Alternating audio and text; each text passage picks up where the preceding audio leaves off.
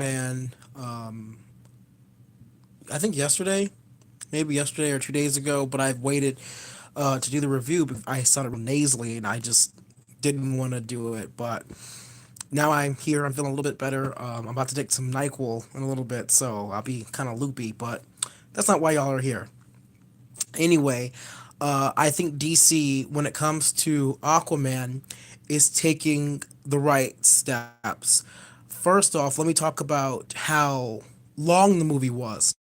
It was 2 hours and I think 23 minutes long, maybe 33 minutes long. I'm not sure, but the fact of the matter is, the movie was long enough to get the point across, to cover most of the bases, if not all of them, and I appreciated the length of the movie. I mean, like, you have Marvel films that are like nearly 3 hours long. Infinity War was super long, and everyone loved it. They had this fear when it came to Justice League that it would be too long, so they made it like at the 2 hour mark, and it skipped so much. But Aquaman was the right length, in my opinion. When it comes to acting, the acting in the film, in my opinion, it wasn't bad. The worst acting I think came from the kids. So when Aquaman was having his flashbacks and was dealing with his training, the kids I think were, of course they're younger. They were just a little bit green. However, the acting as a whole was generally pretty good. Uh, the guy who played Thorn, Aquaman's brother, a phenomenal actor. He was the guy from what's that movie called? The Conjuring. He's the one who played the main guy. The I don't know what his name. Ed, whatever. He played Ed from The Conjuring, and he did a really good job. Of course, Nicole Kim did a really good job. Um, the story. Let's go to the story because if anyone is a fan of Justice League, the animated series, you knew what the story was before the film was even thought of. When they brought up the brother, you knew what was going to happen. Aquaman and his brother were going to fight for the throne, and that's essentially what the movie was about. However, I noticed a bunch of critics were Mm-hmm. upset because they're like, this movie made no sense. And I'm thinking to myself, watching their or looking at their reviews, like, what do you mean it didn't make sense? Everything was explained.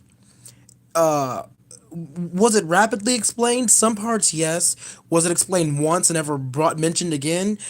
Yes, I do agree with that. However, everything was explained to you, so that way, if you were confused, maybe you went to the bathroom, or maybe you weren't paying close enough attention.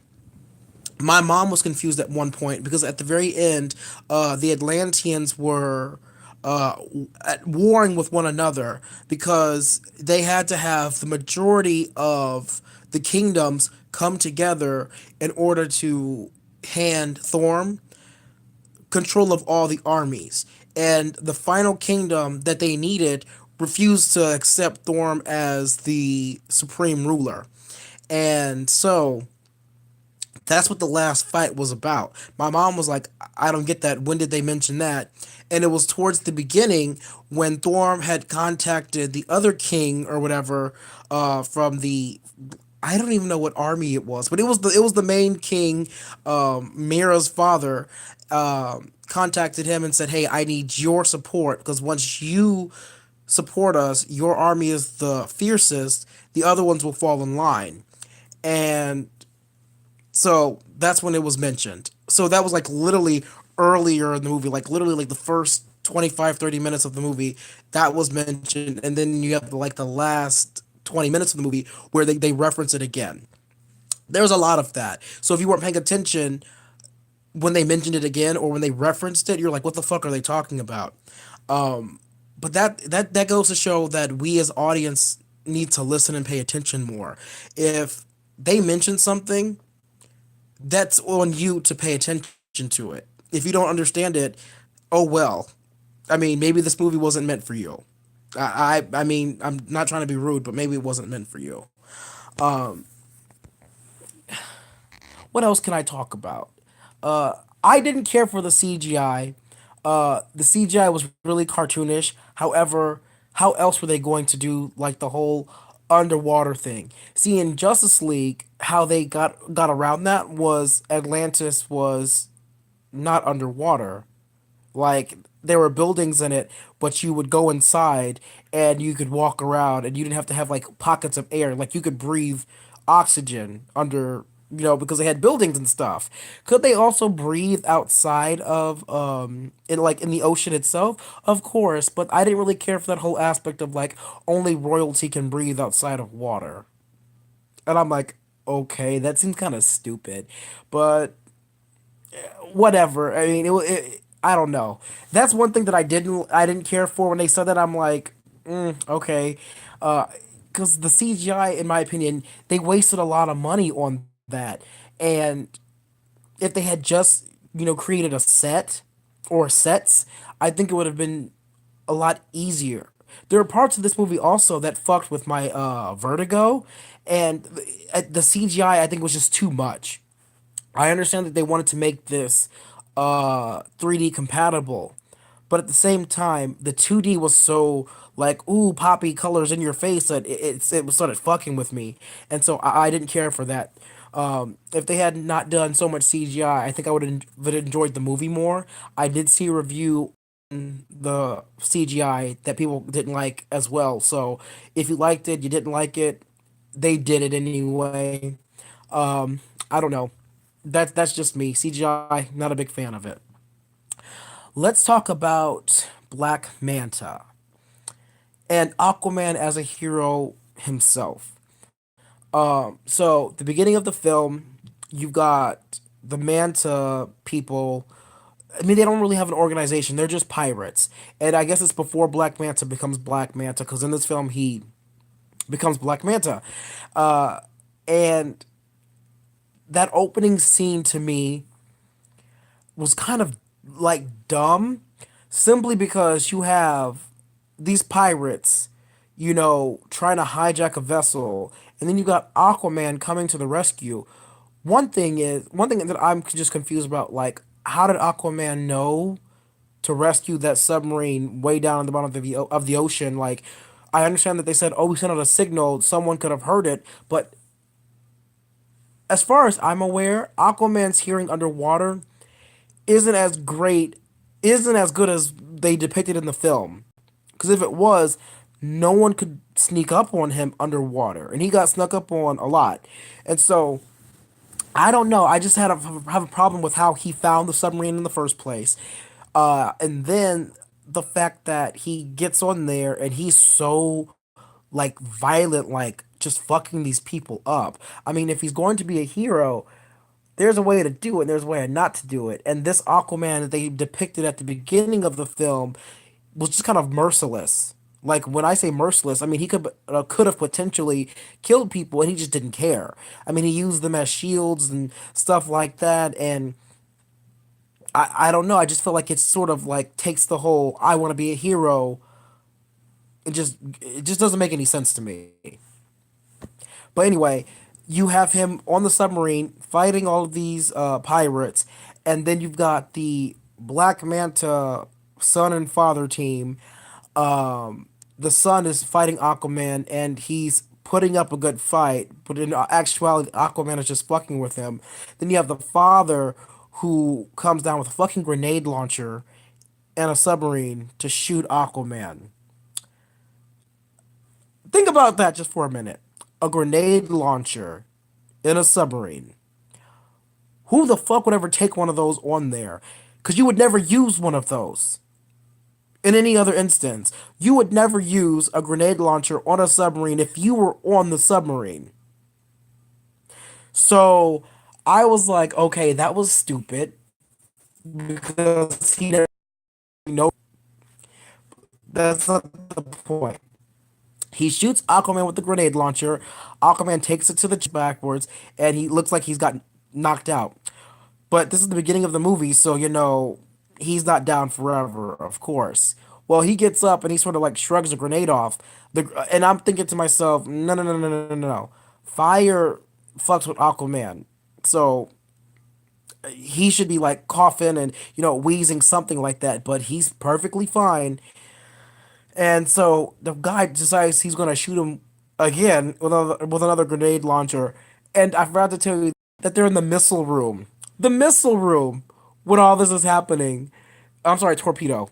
But he shoots him again, and Aquaman, I guess, bats it back at him, and it explodes and knocks a missile down, and it just breaks a hole in the hull, and like the water starts gushing, and the guy who's shooting the Black Manta dad ends up getting pinned by one of the missiles. And he's like, "Oh God, help me!" And so he just got done trying to kill Aquaman, and so did the son. And the son and the father are trying to move the missile, and they can't. And so then you have Aquaman like looking at them struggling, and he just like, you know what, y'all got yourselves into this mess, get yourselves out. And they're like, no, please help me. First of all, how you gonna try and kill somebody and then ask them for your help because you done fucked up? I mean, you got yourselves in that situation. Aquaman is right. So how are you gonna ask him for your help? I mean, I tried to kill you, I failed and ended up killing myself, but you could potentially help me.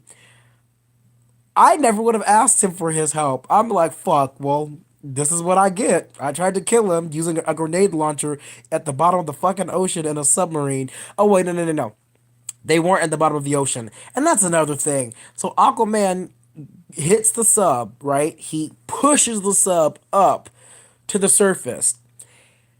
Anyone in that submarine during that time, dead, because that's not how it works. Pressure going up that quickly, the bends dead. They all, everyone in that submarine dead. I don't care who you are. I don't care what you're wearing. Any kind of suit, you're dead, because that pressure going from such high pressure to low pressure, dead. Your body can't handle that. But anyway, back to what I was talking about. So you've got Aquaman who's like, you got yourselves into this mess, get yourselves out. He starts walking up the ladder to swim out and rescues the crew that locked themselves up inside like this one spot. It says, come on, let's go.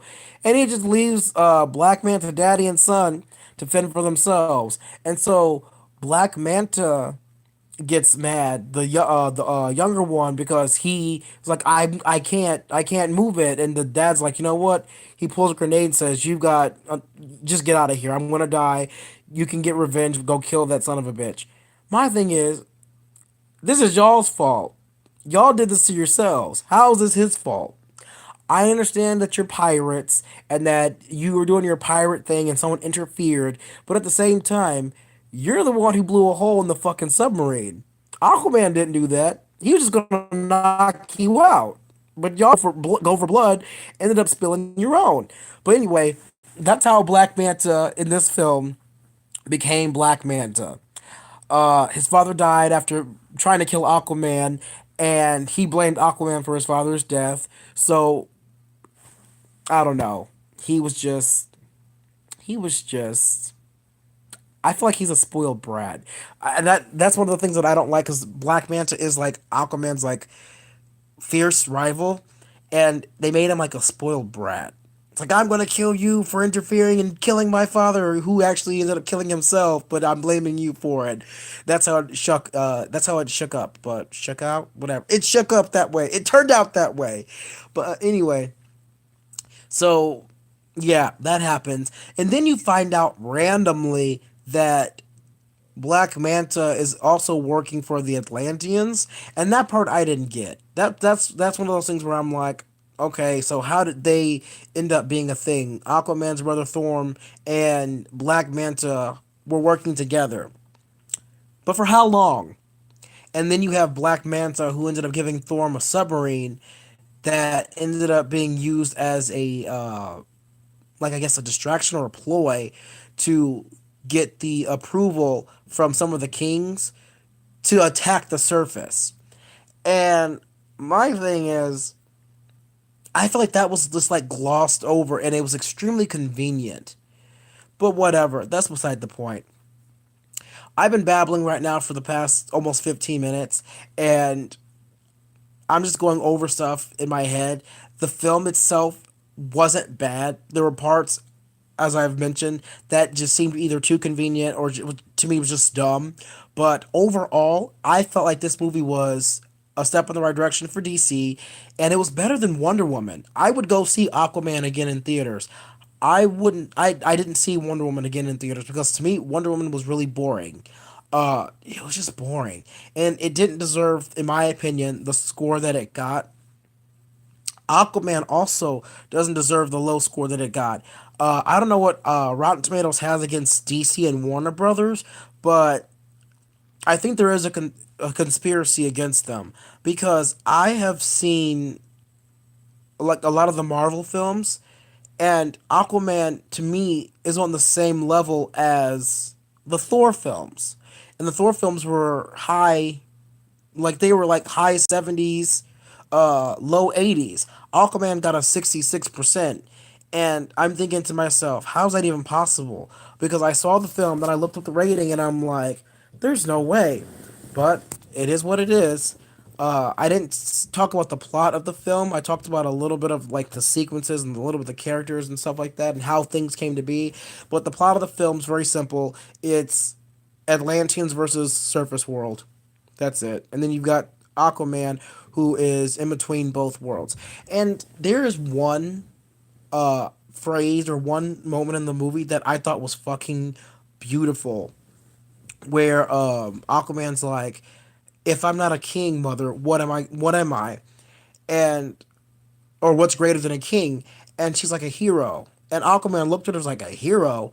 And she's like, because a hero fights for all, a king fights for his nation. And I'm like, that right there is good reasoning. Whoever wrote that was thinking hard because I'm like, how the fuck is a hero better than a king? And then I thought about it. I was like, yeah, you're right. I mean, a hero does fight for everyone, regardless of who they are. A king fights for his nation. Well, in that sort of analogy, I guess kings would be theoretically bad because it means they're selfish. They're fighting for themselves. Huh. Well, I guess there's a lot of things greater than a king. Whatever. Anyway, if I had to give this movie a rating, I would probably give it like an 82 or an 83% out of 100, not a 66 because this movie was better than that.